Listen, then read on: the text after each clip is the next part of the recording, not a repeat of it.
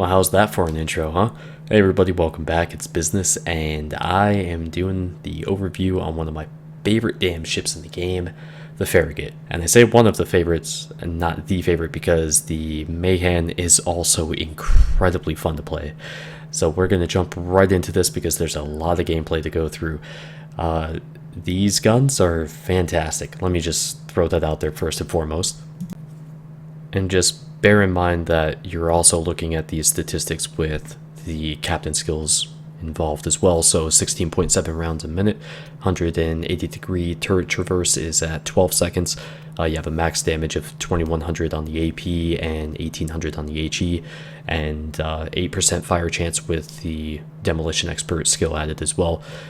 The reload time on the torps is 88 seconds. So not terribly bad, but a noticeable step up when you come from the Nicholas, and you only have 2 torp launchers. They're both inline mounted, and that's quite a departure from the previous ships that you've been dealing with the Samson, the Wix, the Clemson, the Nicholas, all having multiple launchers. A little bit more manageable in a lot more situations. You have a lot more to use there.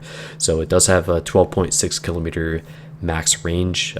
With AFT, of course, that goes much further out, but I do not recommend that. A lot of people seem to have issues with getting the shells on targets as it is, but the one big change was that recently, actually in patch 5.3, the B hull has 5 guns now instead of just 4. So the A hull had 5 guns, and then the B and C hull had 4, and it didn't make sense on the B hull because it doesn't get the AA prioritization like the C hull does, which you have the defensive fire ability that you can run instead of the speed boost, and so the B hull has much more of an offensive capability, much more of an offensive mindset behind it, which is pretty interesting. So when it comes to the torps, though, you do get an excellent upgrade that brings the torp speed from 56 up to 64 knots, and also the range up to 6.4 kilometers, which is really nice. So the detection range kind of sucks at 7.6 kilometers, so just something you have to kind of work with there, because until you even until you get the 5-point concealment perk, I mean, you're not going to really, you can't do stealth torping with this, and that kind of sucks. I do run the usual main battery mod 1, the accuracy mod. I have the propulsion mod as well as the rudder shift mod for my upgrades, so I don't really think there's much reason for me to deviate from that. And let's see, as far as some of the other options are concerned here when it comes to the exterior, I like running the speed flag. I try to get as many of these damn things as I can, and I've had a lot of double strikes lately, so luckily I need to double check that. I think I'm only down to 20 now at the time that I'm recording my voice here and not the video in the port, as you could tell, because there's only a few options for the camouflage and not the latest ones for, what is it, the type 9 and 10 or something, the type 6 camos, which look really cool, by the way. But for the captain skills, I run basic firing training, of course, situation awareness. I run last stand, superintendent, although vigilance is probably a good option as well. I prefer it being a gunboat with the idea that you're going to be hunting down enemy destroyers. It's a really good option as well, so maybe that'll be the last skill I get, but demolition expert, concealment expert, that's definitely going to happen at some point. So I tend to be a bit on the crazy side when it comes to playing my destroyers sometimes. Maybe I've toned it down a little bit, but it doesn't really feel like that. As far as this situation's concerned, there's an enemy Miyoko here. I'm totally outmatched. It's really not a good idea for me to do this, but I'm doing it anyways. And you're going to see a mistake here. I'm going to switch to this, and I do the narrow spread on the second set of torps, and I notice immediately that he's going to dodge these, and I've got to get within his torpedo arming range here. Check this shit out. That's like some Samuel B. Roberts type of nonsense right there, just crazy. And I actually survived that encounter and another encounter with the a cruiser, and then finally died. But now I'm facing off against an Aoba, and I'm trying to use some AP here. This was a situation that I don't have the lead up to it, but basically he had engaged an allied destroyer, and it totally screwed up what I was going to do because he ended up killing him, and I didn't expect it. So I am now stuck in a situation where I pretty much have to charge him and fight against his accuracy, his aiming, and this is just stupid, but god does it look cool. I was initially going to go for a ram there. I'm amazed he didn't manage to kill me. And look at that. Damn near scrape paint with practically no health as it is. And I bounced my first salvo, as you can see there, thanks to the tracers, and I switch out to the spectator view here to show a little bit of that damage there. I get triple Citadel on them, right? So that's tier 7 and tier 6 Japanese cruisers. How about a tier 8? This was actually, I think, my second game in it, and switch back to the spectator view again, and you're just going to see Citadel after Citadel after Citadel. Yeah, this can go right with them, and the chat spam is just because I'm holding down the push to talk key for TeamSpeak, so I kind of screwed that up because I forgot that I only had 2 torp launchers, not 4, so whoops, that was my mistake. Alright, and because I've been picking on all the Japanese cruisers, apparently, now we go up against the Furutaka. And in this scenario, I am setting myself up to try to make a run with my AP. I'm not terribly concerned about the torpedoes I just dumped. I mean, obviously, because I'm doing a wide spread and it's just out wherever. So I'm trying to pull away a bit and then, you know, try to parallel the torpedoes as best as I can because I want to get alongside of him to let my guns do the work. I am trying to keep an eye out for his torpedoes. The second I see those, I'm going to start cutting in and get close as I can and let my AP do the work and just watch the Citadel count on this. Yeah, 12. And I lost 2,700 health. Yeah, that's pretty damn significant. And I'm going to be perfectly honest here, these torpedoes are actually really damn good when you get in a situation to be able to use them. And by that I mean, you are a gunboat. You know, you always have to bear that in mind. Your guns are your primary armament, and your torpedoes are more of a defensive measure, or better yet, an ambushing measure. And when you come around an island and you have an enemy battleship or cruiser that's nearby and you dump these torps, I mean, holy crap, you can do a lot of damage to any target very, very quickly. And their grouping is excellent. I really like this spread. I mean, 6.4 kilometers with the narrow spread actually means that they're going to, by the end of their torpedo run, they will actually square up with the majority of enemy battleships very well. So if you can, you know, launch those from smoke or from behind an island and curl away, you can do a really good job of making sure that 2, 3, and maybe even 4 actually find their target. Now, this is one of my favorite things to do in this game, and that's once I find the range against an enemy battleship, I just do this kind of successive gunfire where it's just got to be annoying as hell. I mean, the whole thing about being a ship that is a harasser is that you have to play in a way that distracts the enemy. And I can tell you from my personal experience, this is a fantastic way to do it. And I do it with the Atlanta very frequently. I do it with the Mahan, of course, and you know, with the shorter range of the Nicholas and stuff, you can't really do it. It doesn't have quite the same arc, but yeah, that North Carolina mentions that in the chat here, and as I jump on the cap, I'm debating on my next move here. Obviously, the North Carolina is over on the 10 line, and he's coming back this way, so they now know I'm on the cap because it's getting capped. So what to do? I decide to see if I can ambush that North Carolina, and I know he's got to be close to coming around this bend here, and I'm trying to keep as much of that island between me and him as I can, so I can, pop out and dump the torps, when I need. So I'm already anticipating it, and I decide to pull it back a little bit, but there he is, and you can tell he's not paying attention. He's in the artillery zoom, and now he knows I'm here. He's looking to fire upon me.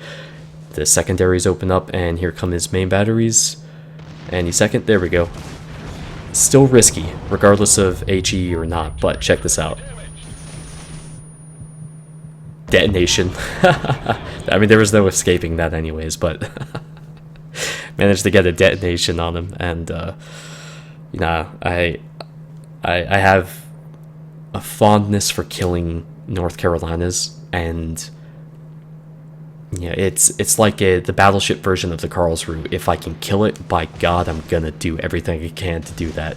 And in fact, I'm gonna sit here on this beach and let my guys check out the the glory of these torpedoes running right into a battleship that's 2 tiers higher that really had a bad maneuver there, because I was actually spotted for quite a while before that, and he just walked right into it. So Trap is actually a really good map for this ship as well. Fault line especially, hotspot even, anything that has islands for you to hide behind, to be able to shoot over it. And look at this poor guy. Terrible. I'm not sure if I really enjoy that mechanic or not, but, whatever.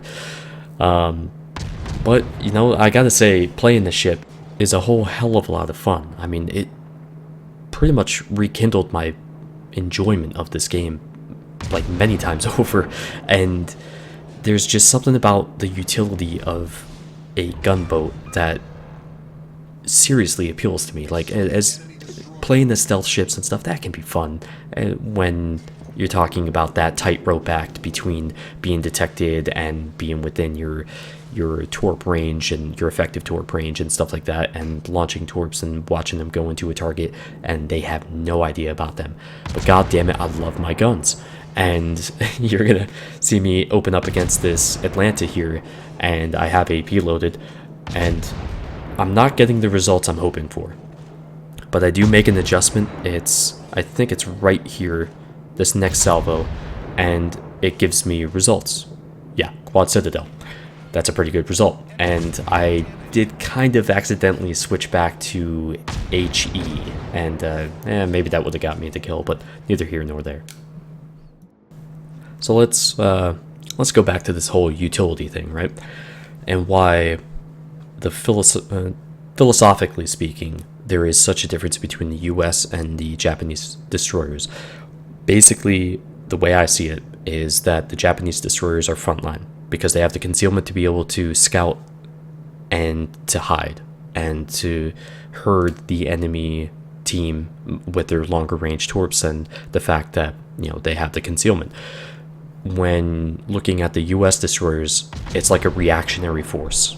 They're ambushers. They're, in my opinion, they're far more defensively capable because of the fact that they are oriented on guns. So when you need a cap reset, you're going to get 2 salvos off if you need to hit 2 different ships just before you're going to die. You are going to be able to spread that damage against multiple targets, or create enough of a distraction to pull enemy destroyers or battleships or cruisers, whatever the case may be, off of an injured target or a target that's currently unable to defend himself. So in this situation, we have both of our carriers exposed to multiple destroyers and cruisers that are now starting to come up as well, and I'm trying to get myself in the position, as you'll see in a moment, to lay down the smoke screen to try to have some sort of broken visual, the concealment, where they just keep fading in and out of concealment. Thankfully, this carrier is also trying to defend himself too. Unfortunately, it was just before I got the kill, but oh well. That happens a lot, of course.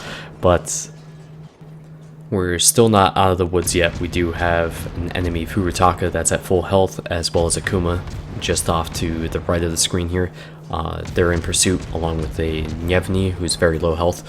And really, in this type of situation, obviously I want to try to get in a position to be able to dump my smoke. And I initially was going to plan on keeping on this heading here and trying to pull them away, but I figured that unless the Nyevny went down, I wouldn't be able to do that and, you know, keep our carrier safe. But I love doing plays like this. I've done it a lot. I've done it to battleships that are, you know, injured and they are trying to get out of a situation. You know, they just pop their heel or something, and now, you know, here comes an enemy Mogami ready to light this guy up.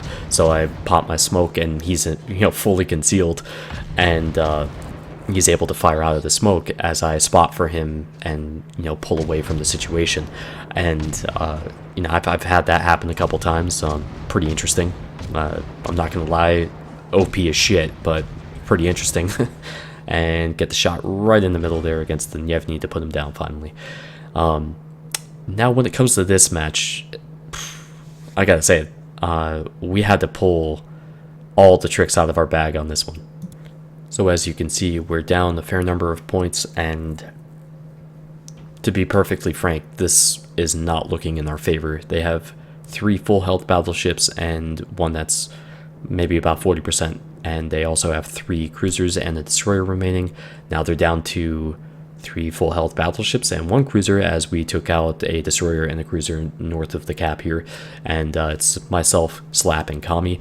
And this is pretty interesting because, one, this guy knew what he was doing. You know, he was paying attention. The second I'm detected, he starts turning his turrets. That's what I'm looking for here. You know, try to use the zoom to be able to pay attention to who the enemy that, say, a battleship, obviously in this situation, is actually paying attention to. I had to drop my smoke as fast as I could there, and I did get 1 penetrating hit through my bow, so that was about 2,500 damage, unfortunately. Now, these torps, I don't care if they hit. So what I'm trying to do is to slow his forward progress and turn him out. And basically, I'm trying to put him in a situation where Kami is able to go ahead and dump a salvo into his side as he turns. And that's a really, really crucial part of destroyer and battleship division gameplay. And see, like this situation here, he's ripe for a massive amount of damage to come in. And we should have a salvo right there, which does do a pretty good amount of damage. And more importantly, it took out 33% of his damage capability by destroying his front turrets. And that also puts him in a hell of a position because of the fact that he has his front turrets out, and in order to get his guns around, he has to turn and expose his side. That is a crucial point here because it changed the dynamic of this engagement. Now, you'll see on the mini-map his division mate is coming up quickly on the, what is that, the 5-6 line, and I need to make something happen here. I switch to my torps, dump him off. I'm charging right at him because I have a lot less to fear, and I believe in the maneuverability of the Farragut, so which for the most part hasn't let me down. Boom, take care of that, switch over, and now Kami and I are focusing on this Fuso.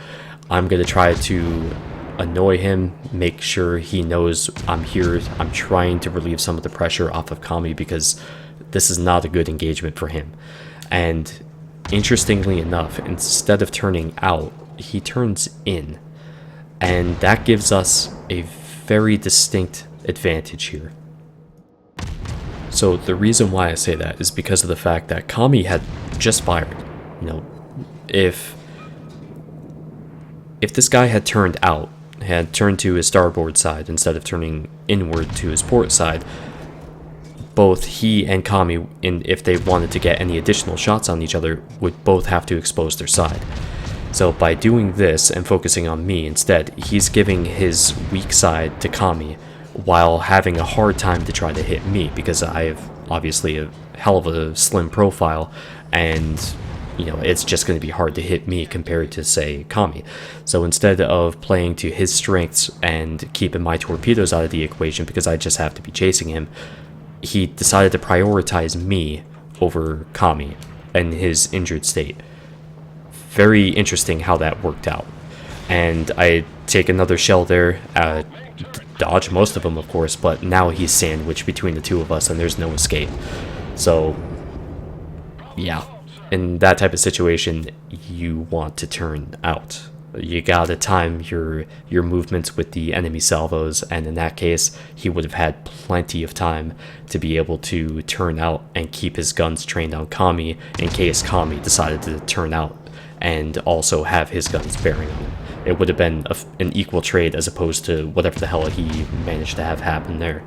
So we're down to 2-on-1. And just under 3 minutes remaining, I decided to just head to the cap because why not? And we have a slight lead here. One way that we could have handled this was Kami heading to the north, but that's not how we play. So Kami decided to go all in here, and the result here is just hilarious and awesome at the same time. So look at how close this New Mexico gets to actually getting away. Look at this. Just the slightest touch. And boom. Ramming kill. Just amazing. So in wrapping this up over the next couple of minutes, I know a very common complaint, aside from the detection range and the torpedo range, which they go hand in hand, it's an ambusher. You just have to really let that sink in for a minute and realize your role as an ambusher and what that actually means in the context of the game and how it normally plays out. The arc is a problem for a lot of people, and I don't quite understand why. If you're running sequential, if you're doing what you're seeing here, it should be easy as hell to go ahead and adjust based off of the enemy's movements, your movements, that sort of thing. And I really think that if you can use the Cleveland, you shouldn't have any problem using this. And if you can use the Atlanta, not a problem whatsoever. I mean, it's really straightforward. I honestly, I can't teach you how to aim. I know a lot of people, oh, show me a video on how to aim. I can't. It's just not possible. There's no feasible way for me to do it because I'm not you, and I have my own particular experience and you have yours. And these ships tend to vary quite a bit in their velocity, so what works for one ship may not work for another, and those are things that are second nature to me that I can't express to you in any real way because I don't quite understand how I aim. I just know how to aim, so it's just its own thing. But if you're doing sequential fire especially, it's just a matter of adjustments. So move it forward, move it up, move it back. Pay attention to where that bow of the ship is facing and where they're moving to. And I really think that, paying attention to that more than anything else is really the key to being able to get more of your shells on target. Well, that and a whole hell of a lot of experience will certainly help. But yeah, in closing, feel free to let me know what your experiences are with the Farragut. God damn it, it's my favorite ship, alright? And the Mayhan is very, very close, and I can't wait to show you that. But I will be streaming today at 3 p.m. Eastern, not 5 p.m. Eastern, like I had said before. I had a few things change. But I hope you guys will swing by, say hello, and I look forward to seeing what the week has in store for us with the Russian cruisers coming out, and hopefully I can get a few of those games in as well. But thank you for watching, guys, and feel free to leave some feedback. I will see you next time. Take care.